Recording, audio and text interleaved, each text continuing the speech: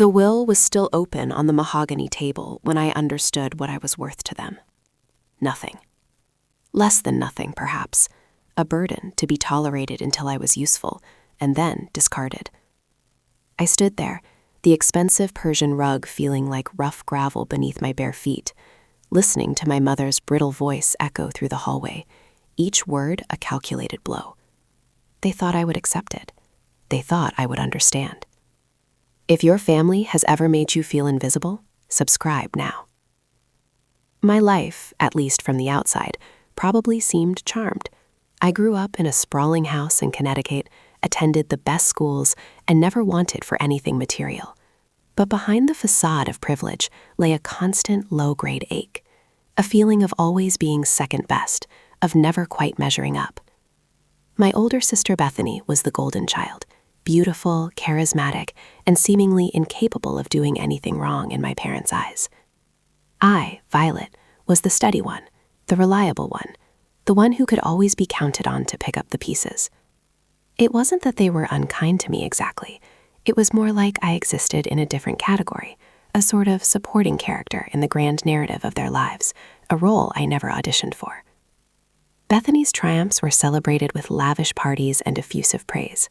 My accomplishments were met with a polite nod and a reminder of what I could do better next time. Even the smallest things felt weighted, skewed in her favor. If there was one cookie left, Bethany got it. If there was a coveted spot on the school trip, Bethany got it. I learned early on to want less, to expect less, to make myself smaller, quieter, less demanding of their attention. And as I got older, that expectation solidified into a kind of unspoken family law. Bethany's needs came first, always. This manifested most clearly and most painfully in the realm of finances. Bethany had a knack for attracting trouble and an even greater knack for getting bailed out. A failed business venture, my parents were there with a check. A messy divorce, they covered her legal fees. A gambling problem that spiraled out of control, I don't even want to think about that. It was always the same story, a crisis averted by a timely infusion of my parents' wealth that I knew deep down was as much mine as it was hers. I worked tirelessly throughout my life, always putting myself through school, always taking on extra shifts, always saving and investing wisely, while Bethany lived a life of carefree extravagance, secure in the knowledge that the safety net would always be there, woven from my parents' unwavering support, and increasingly my own silent sacrifices. They never explicitly asked me for money, but the implication was always clear. I was the responsible one, the successful one, the one who could afford to help. And because I loved them, because I craved their approval, because I desperately wanted to belong, I always did. Until the day they said those words, the words that finally shattered the illusion of family and laid bare the cold, hard truth of my place in their world. It happened during a strained Sunday dinner. Bethany's latest escapade had landed her in even deeper trouble, a complicated web of debt and bad decisions that threatened to unravel everything. My parents were frantic, their faces etched with worry, their voices tight with desperation. They outlined the situation, the staggering sum of money needed to make things right, the potential consequences if they failed. And then they turned to me, their eyes pleading, their words carefully chosen, but the message unmistakable. "Violet," my mother began, her voice trembling slightly, "we know this is a lot to ask, but Bethany really needs our help. And, well, you know how she is. She just can't seem to catch a break." My father chimed in, his tone gruff but laced with a familiar expectation. "You've always been so good with money, so sensible. We were hoping you could contribute." Contribute. As if it were a voluntary donation, a charitable gesture from my overflowing coffers. As if the money I had painstakingly saved and invested was simply a communal resource to be tapped whenever Bethany's recklessness demanded it. I felt a slow burn of resentment rise within me, a bitter taste in my mouth. But I bit back the sharp retort that sprang to my lips, the years of conditioning too deeply ingrained to break free in a moment of anger. I simply nodded, my face carefully blank. and waited for the other shoe to drop. It didn't take long. "You understand, don't you, Violet?" my mother continued, her gaze fixed on mine. "Bethany's family comes first. She needs this. You're always last." The words hung in the air, heavy and suffocating, a final, brutal declaration of my worth, or rather, my lack of it. In that moment, everything crystallized, the years of subtle slights, the unspoken expectations, the constant feeling of being undervalued. I saw my life stretched out before me, a bleak landscape of endless sacrifices and unacknowledged efforts, all in service of a family that would never truly see me, never truly appreciate me. The person I trusted most, my own father, looked me directly in the eyes as my mother spoke those venomous words. It was then I knew, truly knew, that this wasn't just about money anymore. It was about control. It was about keeping me in my place, the dutiful daughter, the reliable ATM. The air in the dining room thickened, the scent of roasted chicken now acrid in my nostrils. I excused myself, the weight of their expectations pressing down on me like a physical burden. Upstairs, in the sanctuary of my bedroom, I stared at my reflection in the mirror, a stranger staring back. Was this really me, Violet? The dutiful daughter, the reliable provider, the doormat? A wave of nausea washed over me as the reality of my situation crashed down. Years of suppressed anger, of quiet resentment, bubbled to the surface, threatening to erupt. I wanted to scream, to lash out, to shatter the carefully constructed facade of my perfect life. But I didn't. Instead, I did what I always did. I swallowed the anger, tamped down the resentment, and forced myself to think rationally. I needed a plan. I couldn't simply hand over my life savings to bail out Bethany, not this time. It wasn't just about the money. It was about the principle. It was about finally standing up for myself, about reclaiming my life from the clutches of their expectations. But how? They held all the cards, didn't they? They controlled the purse strings. They dictated the terms. They held all the power. Or so they thought. Sleepless nights became my new normal. I tossed and turned, haunted by the memory of my mother's words, the casual cruelty of her dismissal. Each word was like a shard of glass, digging deeper into my soul. I replayed every interaction, every slight, every sacrifice, searching for clues, for answers, for a way out. I considered confronting them, laying bare my feelings, demanding to be seen, to be valued. But I knew it would be futile. They wouldn't understand. They would dismiss my concerns as selfishness, as ingratitude. They would turn the situation around, painting me as the villain, the one who was failing to support her family. So I remained silent, outwardly compliant, while inwardly a storm was brewing. I started documenting everything, every conversation, every request for money, every subtle manipulation. I kept meticulous records, gathering evidence, building my case. I knew it wouldn't be easy to fight them, but I was determined to try. I owed it to myself. I owed it to the years of quiet suffering, of unspoken sacrifices. I deserved more than to be a footnote in Bethany's chaotic life. I deserved to be the author of my own story. The first attempt to push back was subtle, almost imperceptible. When my father casually mentioned Bethany's mounting legal bills, I didn't immediately offer to help. I simply listened, my face carefully neutral, and asked a few pointed questions about the nature of the charges, the likelihood of success, the overall cost. My questions were met with thinly veiled annoyance.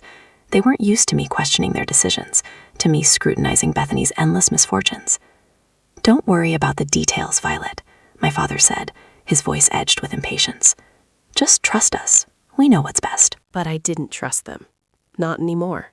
"I just want to understand the situation," I replied, my voice calm but firm. "After all, it's my money we're talking about." The air crackled with unspoken tension. My mother shot me a warning glance, her eyes narrowing. "We're not asking you to do anything you're not comfortable with, darling," she said, her voice dripping with saccharine sweetness. But Bethany really needs this, and family always comes first, doesn't it? I held my ground, refusing to be swayed by their guilt trips or their manipulations. Of course family comes first, I said, my voice steady. But family also means treating everyone fairly, with respect and consideration. That night, I found a note on my bedroom door, slipped under the crack. In neat, familiar handwriting, it was from Bethany. Violet, it read, I know things have been tense lately. I just wanted to say that I appreciate everything you've done for me. You're the best sister a girl could ask for. It was a blatant attempt to manipulate me, to soften me up, to make me feel guilty for questioning their requests. But it didn't work. I saw through the charade, the hollow words, the lack of genuine remorse. Bethany didn't care about me. She cared about my money. And my parents, blinded by their unwavering devotion to her, were willing to use me, to bleed me dry, to keep her afloat. The realization solidified my resolve. I wouldn't let them win. I wouldn't let them control me any longer. The next day, I quietly consulted with a lawyer, gathering information about my rights, about the legal implications of my parents' requests, about the possibility of contesting their will. The lawyer listened patiently, his expression growing increasingly concerned as I recounted the details of my family's financial dynamics. This is a complicated situation, Violet, he said, his voice grave. But you have options. You don't have to simply accept their decisions. You have the right to protect your own interests. His words were like a lifeline, a validation of my feelings, a confirmation that I wasn't crazy, that I wasn't being selfish, that I was simply standing up for myself. The tension escalated. My parents grew more insistent, their requests more demanding. Bethany's situation worsened, her creditors closing in, her desperation growing. They ratcheted up the pressure, playing on my guilt, my sense of obligation, my fear of disappointing them. But I stood firm, my resolve hardening with each passing day. I started subtly shifting my assets, protecting my investments, preparing for the inevitable showdown. I knew it wouldn't be easy, that they would fight me tooth and nail, that they would use every weapon in their arsenal to break me. But I was ready. I had nothing to lose. I had already lost my sense of self, my sense of belonging, my sense of worth. All that was left was the burning desire for justice, the unwavering determination to reclaim my life. The exact moment they realized they couldn't manipulate me as easily, when I smiled and said, I need to think about it, while secretly transferring funds to an offshore account. Their faces went white. They knew the game had changed. The day they served me the papers, the world went silent. It wasn't a lawsuit, not exactly. It was worse. It was a petition for guardianship, claiming I was mentally unfit to manage my own affairs, citing stress, erratic behavior, and cruelly, my unwillingness to support my family during a time of crisis. Bethany, of course, was presented as the responsible, caring sibling, willing to step in and protect me from myself. My parents' signatures were prominent at the bottom, their betrayal a physical blow to my gut. The audacity, the sheer, breathtaking arrogance of it all. They weren't just trying to control my money. They were trying to control my life, my very autonomy. To declare me incompetent was to erase me, to strip me of my identity, to reduce me to a child under their perpetual care. I remember staring at the legal document, the crisp official paper blurring through a film of tears. The room seemed to shrink, the walls closing in, the air thick and suffocating. I felt a crushing weight on my chest, a sense of utter helplessness. They had won. They had outmaneuvered me, outplayed me, cornered me with their lies and their manipulations. All my careful planning, all my quiet resistance had been for nothing. I was trapped, a prisoner in my own life, with no escape in sight. I shut myself off from the world. I stopped answering calls, ignored emails, retreated into the darkness of my apartment. The blinds were drawn, the lights off, the silence broken only by the occasional sob that racked my body. Food lay untouched on the counter, the refrigerator humming a lonely tune. I lost track of time, days bleeding into nights, the boundaries between reality and nightmare blurring. I replayed the events leading up to this moment, searching for a different path, a different choice, a different outcome. But there was none. Every road led to the same dead end, the same crushing defeat. They had anticipated my every move, countered my every strategy, exploited my every weakness. They knew me better than I knew myself, it seemed. The despair was all-consuming, a black hole threatening to swallow me whole. I felt utterly alone, abandoned, betrayed by the very people who were supposed to love and protect me. What was the point of fighting?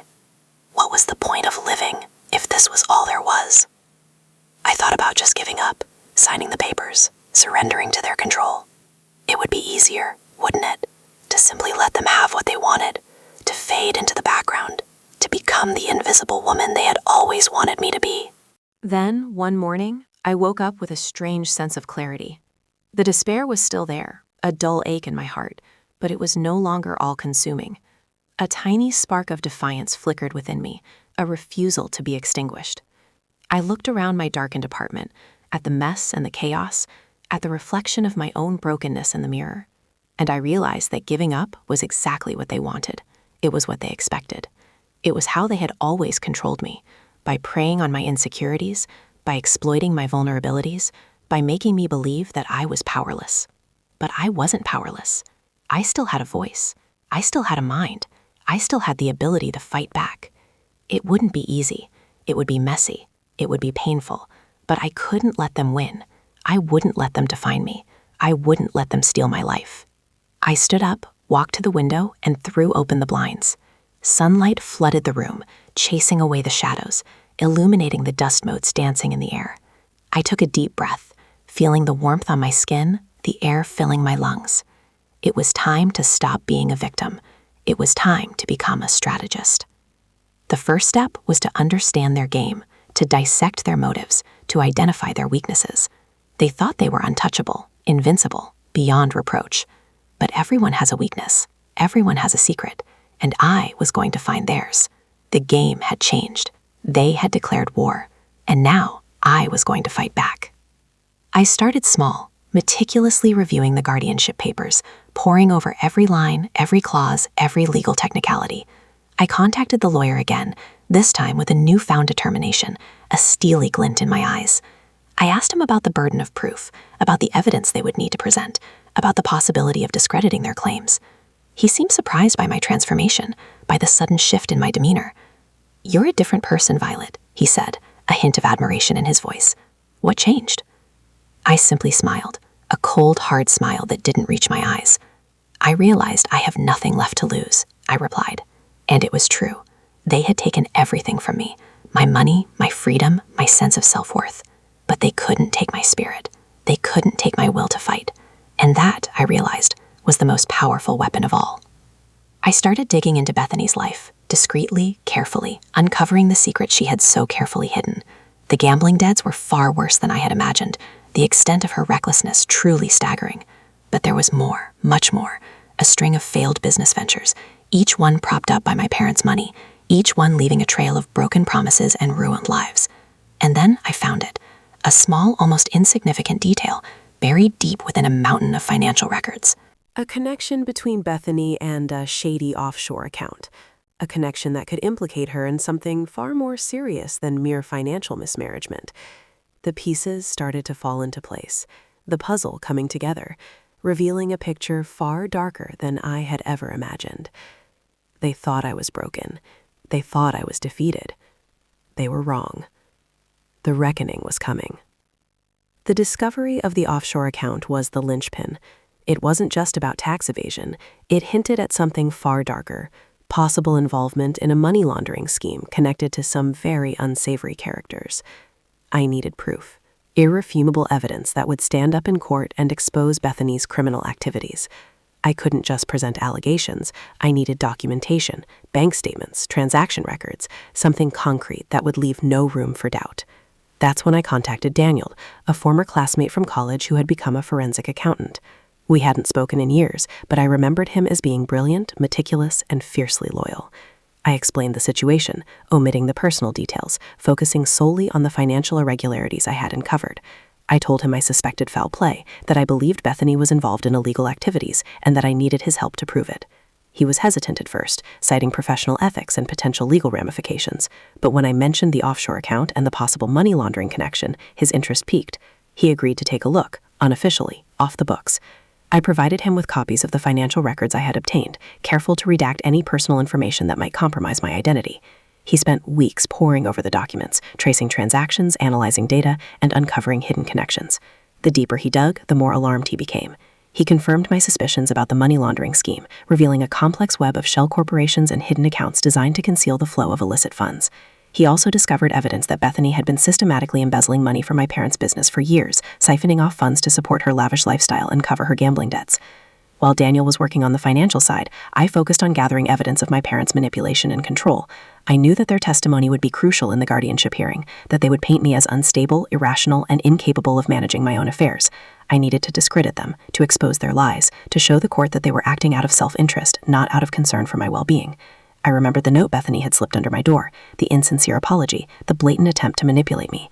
I still had it tucked away in a drawer. I decided to use it against her. I took it to a handwriting expert, a retired police detective I had found through a friend. He examined the note under a microscope, comparing it to other samples of Bethany's handwriting, and confirmed that it was indeed authentic. He also pointed out subtle inconsistencies in the writing, signs of hesitation and insincerity, suggesting that Bethany was being disingenuous.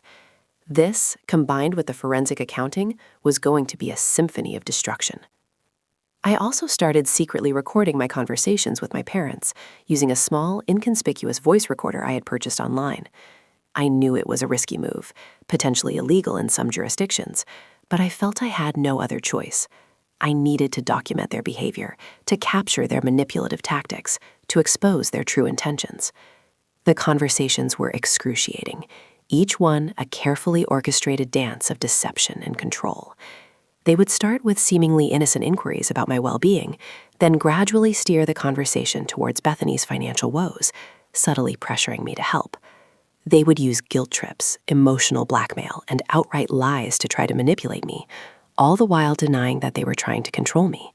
But I was ready for them. I played along, pretending to be swayed by their arguments, all the while recording every word. Each recording was like another nail in their coffin, another piece of evidence that would expose their true nature. The tension in the house was palpable.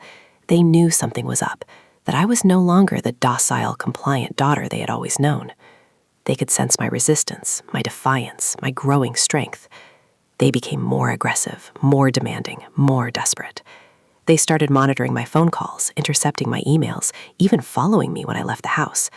I knew I had to be careful, to avoid any direct confrontation, to protect my evidence. I started using encrypted messaging apps to communicate with Daniel and my lawyer, switching to burner phones to avoid surveillance, and varying my routes to avoid being followed. It felt like I was living in a spy movie, constantly looking over my shoulder, always anticipating the next move. I also installed hidden cameras in my apartment, disguised as everyday objects, to document any attempts to break in or tamper with my belongings. I knew they were capable of anything, that they would stop at nothing to maintain their control. I had to be prepared for the worst. One evening, I came home to find my apartment ransacked, my computer missing, and my files scattered across the floor. They had broken in, searching for evidence, trying to sabotage my plan. But they were too late. I had already backed up all my data to a secure cloud server, and the hidden cameras had captured everything on video. I immediately called the police, reported the break-in, and provided them with the footage. The detective assigned to the case was skeptical at first, dismissing it as a simple burglary. But when I showed him the guardianship papers and explained the family dynamics, his attitude changed. He realized that this was something far more complex, something far more sinister. He promised to investigate thoroughly, to bring the perpetrators to justice. It was a small victory, but it gave me hope. It showed me that I wasn't alone, that there were people who believed in justice, who were willing to help me fight back. The pieces were in place. It was almost time to strike. The anticipation was a drug. The evidence Daniel uncovered was damning. Bethany wasn't just skimming. She was actively funneling large sums of money into shell corporations, then using those corporations to finance illegal gambling operations, and, unbelievably, to purchase a controlling interest in a disreputable security firm known for strong-arm tactics and shady dealings. This firm, I discovered through a private investigator I hired, had a history of intimidating witnesses, burying evidence, and generally making problems disappear for their clients. My blood ran cold. This wasn't just about money anymore. It was about power, control, and a willingness to use any means necessary to achieve their goals. I knew then that I was playing a very dangerous game, that my life could be at risk. but I couldn't back down. I had come too far, invested too much, suffered too much. I had to see this through, no matter the cost. I decided to use their own tactics against them. I knew Bethany and my parents felt secure, untouchable. They believed they had all the angles covered, that no one would dare challenge them. That was their weakness, their arrogance. I would use that arrogance to lure them into a trap, a carefully constructed scenario where their crimes would be exposed and their power would be shattered. The plan began to crystallize in my mind, a complex and audacious scheme that required meticulous planning, flawless execution, and a healthy dose of deception. The key was the guardianship hearing. It was the perfect stage to unveil my evidence, to expose their lies, and to reclaim my life. But I couldn't just present the evidence in court. I needed to create a spectacle, a moment of undeniable truth that would leave no room for doubt. I decided to leak selected pieces of information to the media, carefully crafting a narrative that painted Bethany and my parents in the worst possible light. I contacted a journalist I knew from college, a woman with a reputation for investigative reporting and a hunger for a good story. I provided her with anonymized documents, hinting at financial improprieties and family feuds, piquing her interest without revealing the full extent of the scandal. She took the bait, launching her own investigation, digging deeper into the story and uncovering more dirt than I had even anticipated. The pressure began to mount on Bethany and my parents. They could feel the walls closing in, the scrutiny intensifying, the carefully constructed facade of their lives beginning to crumble.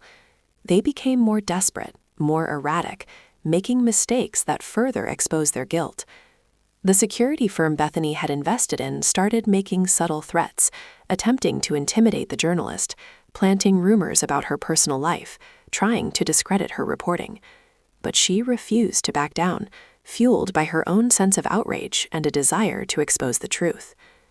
The guardianship hearing was scheduled for the following week. I knew I had to act fast, to finalize my plan, to prepare for the final showdown.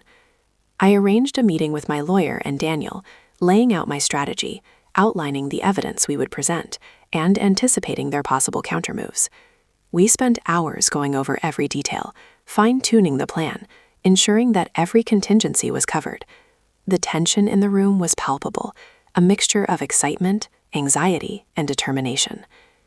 I decided to lure Bethany into a private meeting, a controlled environment where I could confront her directly and gather more evidence. I sent her a text message, pretending to be desperate, begging her to meet me, telling her that I was ready to give up, to sign the guardianship papers, to surrender to their control. I knew she would jump at the opportunity, eager to secure her victory.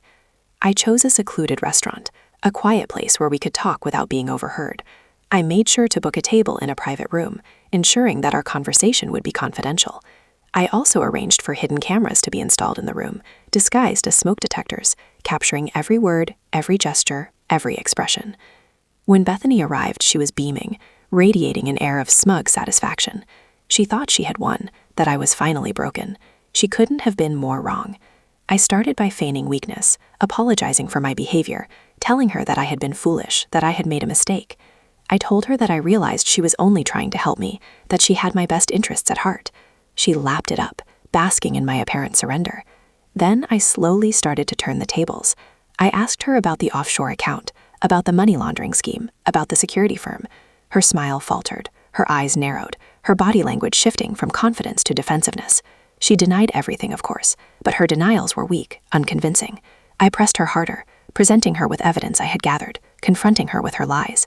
The color drained from her face, her hands started to tremble, and her voice cracked. She knew she was caught. In a moment of desperation, she offered me a deal. She would give me back my money, she would drop the guardianship petition, she would even leave the country if I agreed to keep her secrets, to protect her from the consequences of her actions. I pretended to consider her offer, leading her on, playing for time. Then I revealed my trap. I told her that I had recorded everything, that the entire conversation had been captured on hidden cameras, that the evidence was irrefutable. Her face contorted with rage, her eyes blazing with hatred. She lunged at me, screaming obscenities, trying to grab the recording device. But I was ready for her. I had anticipated her reaction, and I had taken precautions. Security guards, hired by my lawyer, burst into the room, restraining her, preventing her from causing any harm. I stood there, calm and composed, watching her struggle, savoring the moment of her defeat. "It's over, Bethany," I said, my voice cold and hard. "You're finished." As the security guards dragged her away, she turned to me, her eyes filled with venom. "You haven't won," she spat. "This isn't over. I'll make you pay for this. You'll regret the day you crossed me." I just smiled, a cold, hard smile that didn't reach my eyes. "We'll see about that," I replied. The next day, the journalist published her exposé, revealing Bethany's crimes to the world. The story went viral, spreading like wildfire across social media, dominating the news cycle and triggering a massive public outcry. The authorities launched an investigation, freezing Bethany's assets, raiding her offices, and interviewing her associates.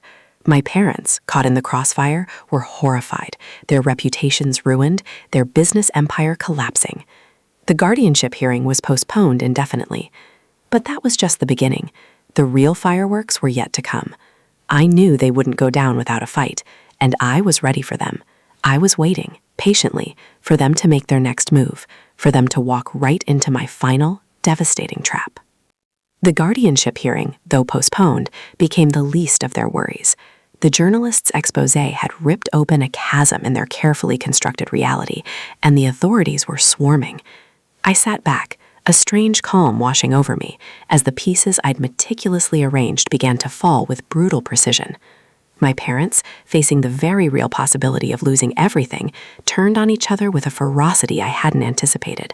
Accusations flew, old wounds were reopened, and the facade of familial love crumbled into dust.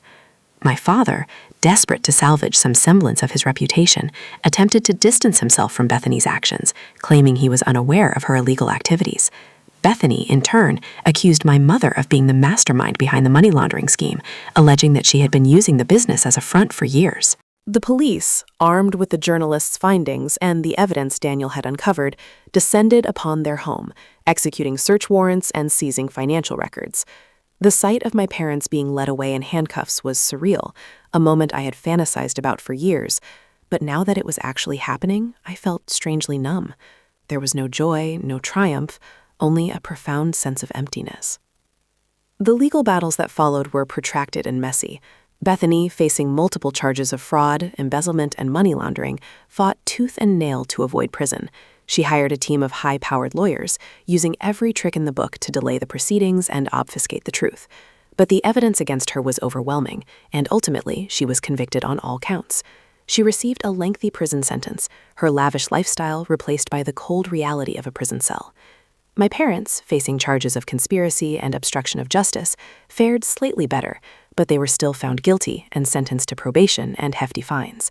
Their business, once a thriving empire, was dismantled, their assets seized, and their reputation tarnished beyond repair. They lost everything: their wealth, their status, their freedom, and their family. The security firm Bethany had invested in was also targeted by the authorities, its operations shut down, its assets frozen, and its principals arrested. The firm's shady dealings were exposed, revealing a network of corruption and intimidation that reached into the highest levels of power. I watched it all unfold from a distance, carefully monitoring the situation, ensuring that justice was served. I testified at the trials, providing my account of the events, offering evidence to support the prosecution's case. It was emotionally draining, reliving the trauma I had endured, but it was also cathartic, a way to finally reclaim my voice and tell my truth. The guardianship petition was officially dismissed, and I was declared legally competent to manage my own affairs. I severed all ties with my parents and Bethany, moving out of their house and starting a new life on my own terms. I sold my shares in the family business, using the money to fund my own ventures, pursuing my passions and building a future that was truly my own. The silence from them was deafening, but the silence was enough. They knew they were beaten. They knew I had won. I rebuilt my life, brick by painful brick. The scars remain, a constant reminder of the darkness I had overcome, but they also serve as a testament to my strength, my resilience, and my unwavering determination. I emerged from the ashes, stronger, wiser, and more determined than ever to live a life of purpose and meaning. The memory of their betrayal still stings, the anger still simmers beneath the surface, but I refuse to let it consume me. I choose to focus on the future, on the possibilities that lie ahead, on the people who have supported me along the way. I found solace in helping others who have experienced similar situations, offering them guidance, support, and hope. I became an advocate for victims of abuse and manipulation, using my story to empower them to fight back and reclaim their lives. They lost everything. I just smiled. Revenge isn't sweet. It's necessary. Would you have done the same? Let me know in the comments. Subscribe for more justice.